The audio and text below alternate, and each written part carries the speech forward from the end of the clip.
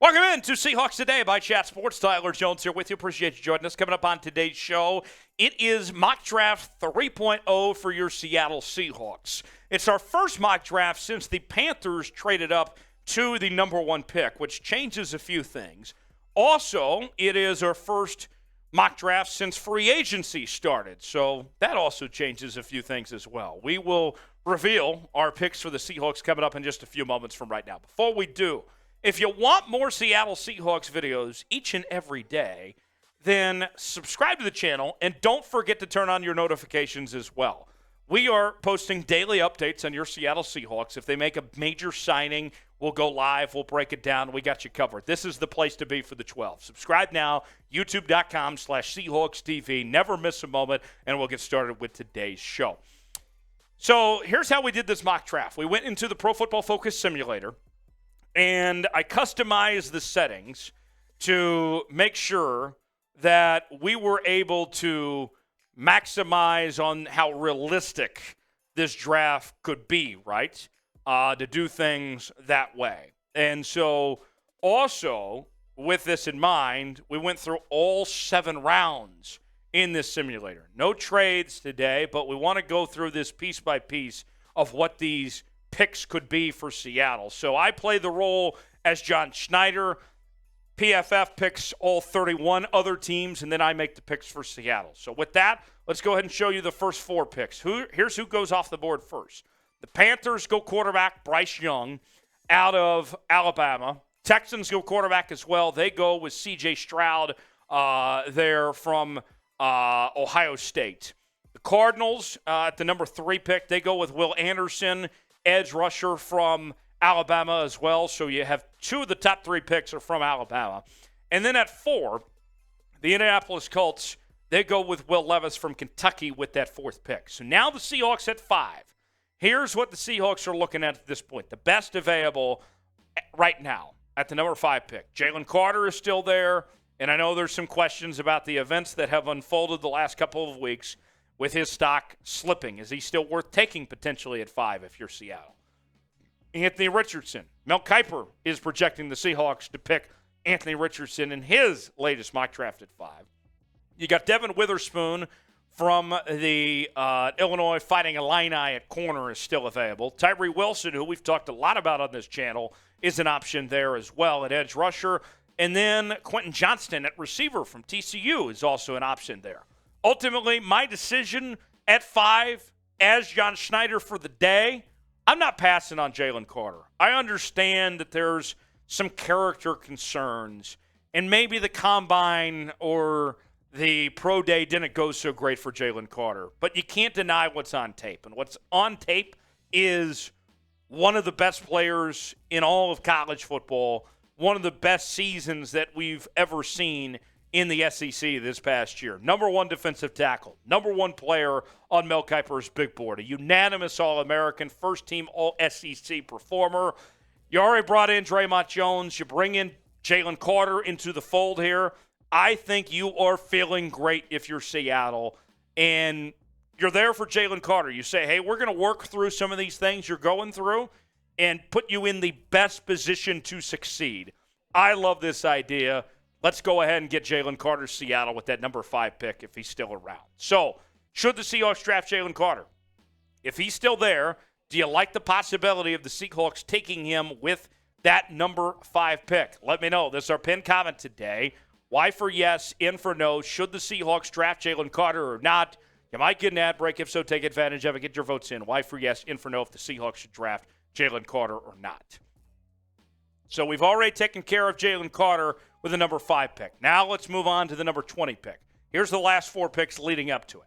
The Commanders, they go with Brian Branch from Alabama, the defensive back and safety. Gets that spot. 17, the Steelers go corner with Deonte Banks from Maryland. Then Cansey, the defensive lineman from Pitt, he goes to the Lions at 18. 19, the Bucs take Dalton Kincaid, the tight end from Utah, with that selection, a weapon for Baker Mayfield there. So now, where does that leave the Seahawks with the 20th pick? Who is still around?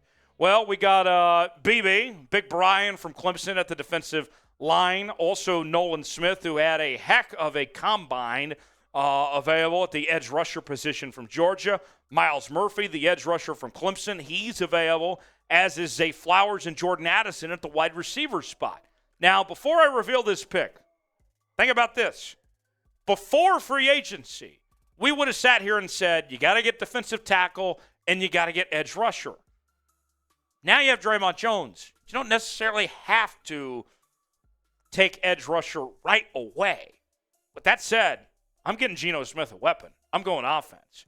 I'm going Jordan Addison with the 20th pick.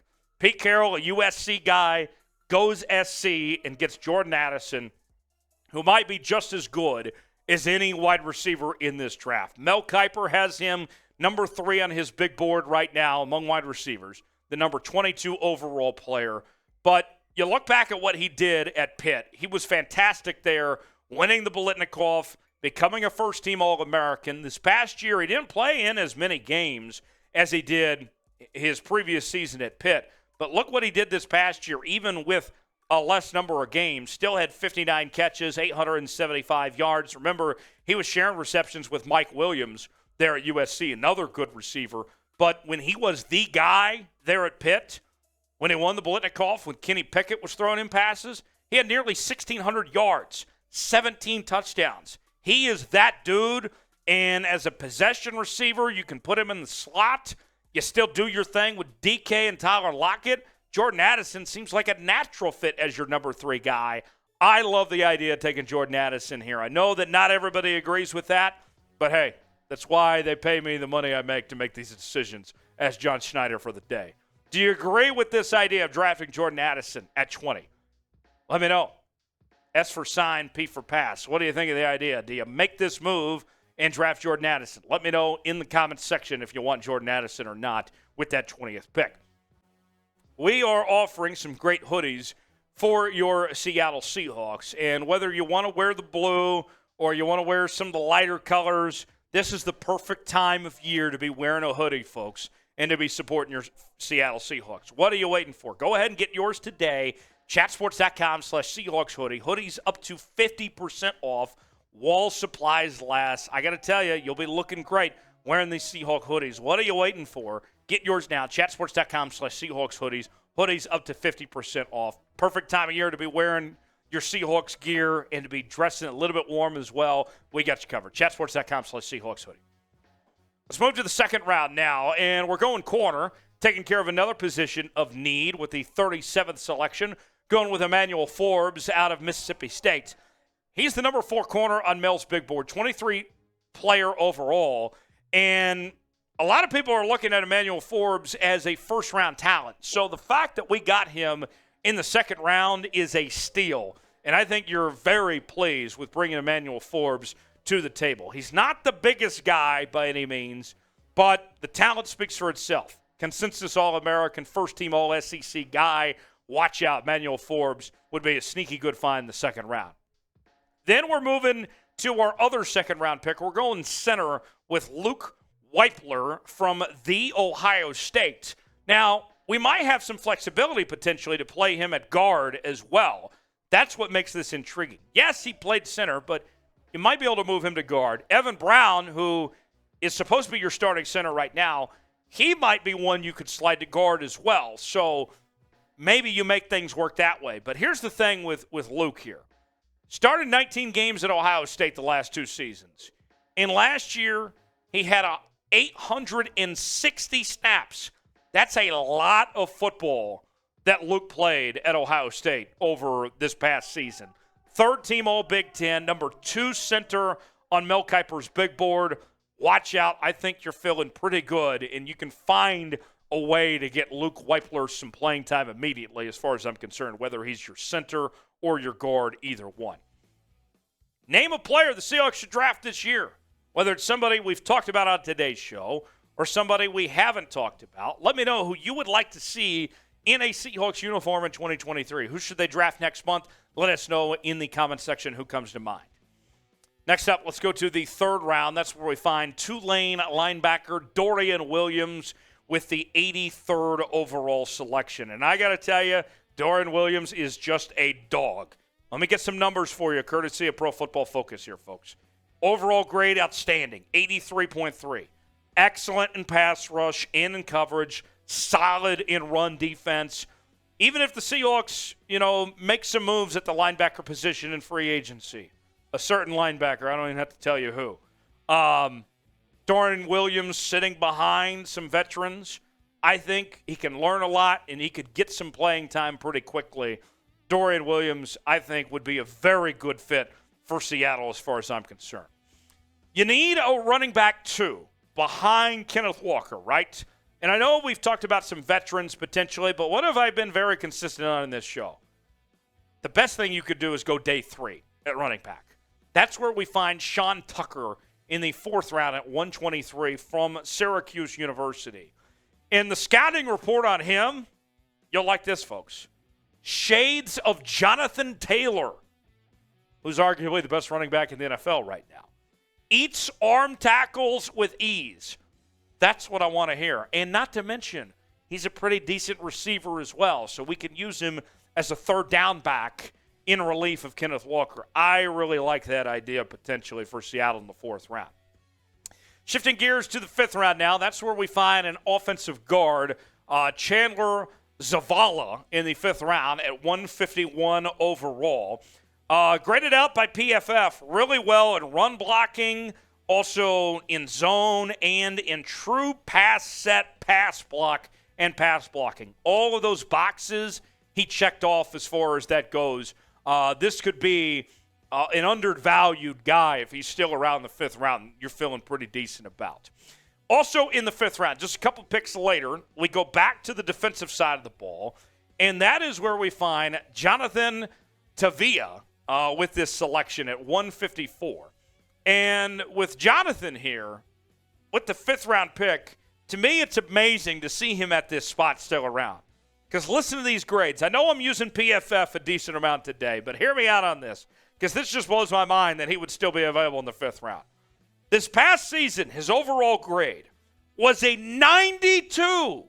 Okay, I don't care if you play in the Mountain West Conference or the SEC. 92 is good wherever that's at. It gets better, though. His pass rush grade, 92.2. And his run defense grade, 87.9. That tells me that Big Jonathan here can do everything well. I like that. Couple more draft picks to get to here in just a second. What is the biggest area of need for Seattle? Tell me what you think.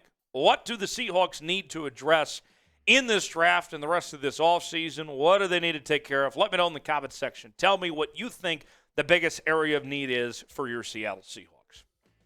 Couple more picks to go. Let's go to the 6th round now. That's where we find Clayton Tune, the quarterback out of Houston. Now, I got to tell you, I am of the belief, the Bill Belichick philosophy, that if you have the picks to do so, and the Seahawks do with 10, then you should be selecting a quarterback in every single draft. Because, as John Schneider would say, quarterbacks don't grow on trees. And they could become a backup. They could become a trade piece of some sorts. I mean, it's another, chip in your arsenal of some sorts. And Clayton Tune in the 6th round might be just that potentially for Seattle. Number 8 quarterback on Mel's big board. First team All-American Athletic Conference this past year. And, I mean, he's a touchdown machine. 3rd nationally in passing touchdowns. And he set the American Athletic Conference single-season record for touchdown passes with 40 this past year. Clayton Tune could be a diamond in the rut. And think about this. Brock Purdy, who the Niners found in the 7th round last year, ended up being a very good piece for the Niners. And you look at Clayton Tune, maybe he could have that Brock Purdy effect, where if he got his opportunity, he could prove his worth and be a nice piece for the Seahawks to potentially have to deal with in their future of some sorts. I really like Clayton Tune. Our final pick of this draft with the 237th selection, the Seattle Seahawks select Drake Thomas, linebacker from NC State. Now, let me get you this numbers. More PFF for you. Back-to-back seasons for Drake Thomas where he had overall grades plus 80. Very solid in pass rush, excellent in run defense. 7th-round guy, still has a pretty decent chance to make your 53-man roster as far as I think. So to recap, let's go through all the picks for your Seattle Seahawks. First round, we went Jalen Carter. He slides to us at 5. I know there's some character concerns and all that, but we don't care. We're going to take him anyway. 20, that's where we find Jordan Addison. I know some of you are thinking, wide receiver, really that high? You paid Dre'Mont Jones. You can do this. Trust me. Jordan Addison's a good pick. Then we go to the 2nd round. That's where we find Emmanuel Forbes, still sitting around. He's got a first-round grade. He slides to us. We'll take it. Then, also in the 2nd round, we go to the offensive line. Luke Weipler, who's a center, but also could play guard potentially. We like that flexibility. 3rd round, we find Dorian Williams, the linebacker from Tulane. Good all-around guy. I think you're feeling pretty good about that pick there. 4th round, we go running back. We find a backup for Kenneth Walker in Sean Tucker, who's we've been told is similar to Jonathan Taylor. We like hearing that. 5th round, we go offensive line with Chandler Zavala at that spot. 5th round, we go defensive line with Jonathan Tavia with that selection at 154. 6th round, we go quarterback. We stockpile at the quarterback position for a guy that I think could be sneaky good in Clayton Tune. And then we wrap up things in the 7th round with Drake Thomas, the linebacker from NC State, who even as a 7th-round pick, I think could have potential to make your 53-man roster. So that is our picks for Seattle in this 7-round mock draft. All 10 selections. How did I do? Let me know. Grade it for me in the comments section. A, B, C, D, or F. Show me all those A's. Give me the A's. I know that you loved this mock draft. And even if you hated it, that's okay too. But let me know how you would grade this mock draft for the Seattle Seahawks, A, B, C, D, or F. And feel free to get in the comments section and tell me why you graded me the way you did, A, B, C, D, or F. Let me know. Also, you can hit me up on social media, Twitter, Instagram, Facebook, at Tyler Jones Live. You can follow me there. Tell me what you thought of this mock draft. Love talking Seahawks with you guys, and I'll see you next time right here on Seahawks Today.